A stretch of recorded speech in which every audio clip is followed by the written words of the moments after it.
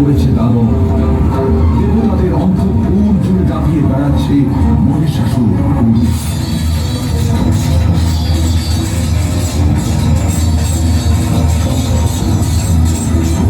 তারা তখন দ্বারস্থ হলেন ব্রহ্মা বিষ্ণু মহেশ্বরের।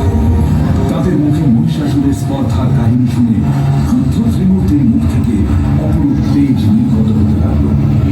ক্রমে বাকি দেবতাদের শরীর থেকেও তেজ মিশ্রিত হল। সেই তেজ থেকে ক্রমশ নির্মিত হল এক নারী।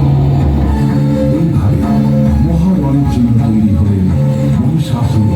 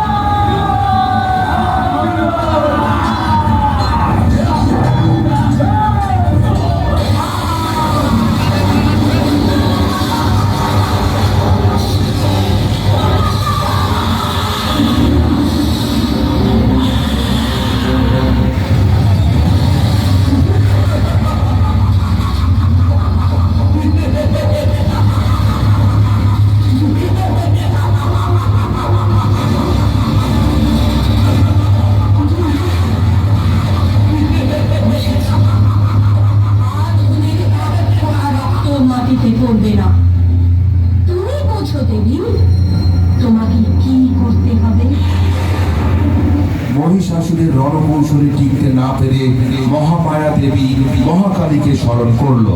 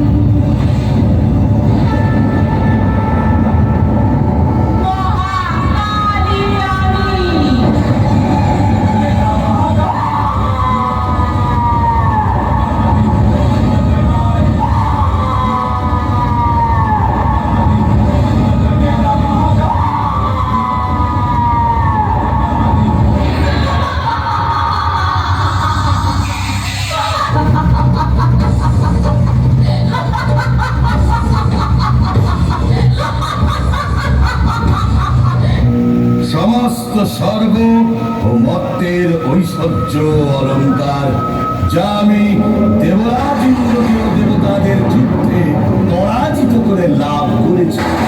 যুদ্ধে দেবতারা আমার শক্তির পরিচয় পেয়েছে। আমায় গ্রহণ করো।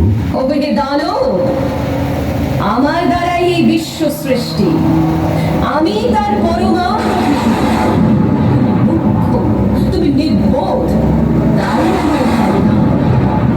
সর্বশক্তিমান ছাড়া কোন সঙ্গই আমার কাছে কাঙ্ক্ষিত নয়। যুদ্ধ করো। এত যখন যুদ্ধের বাসনা, তবে এসো, যুদ্ধেই তোমায় পরাজিত করে আমার তিলক জয়ের বাসনা পূর্ণ করি। দেখে নাও তবে আমার শক্তি আর সাহস।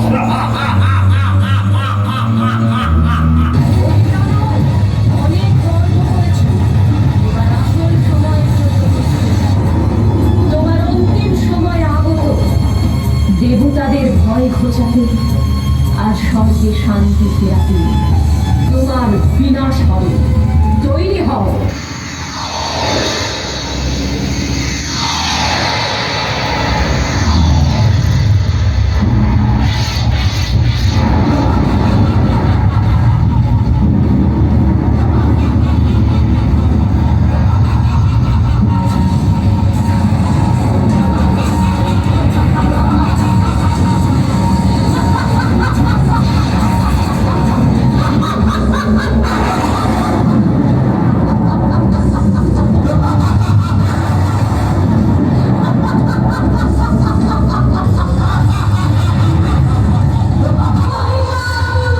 তোর পাপের রাজত্ব শেষ, এবার মৃত্যুর জন্য তৈরি হ।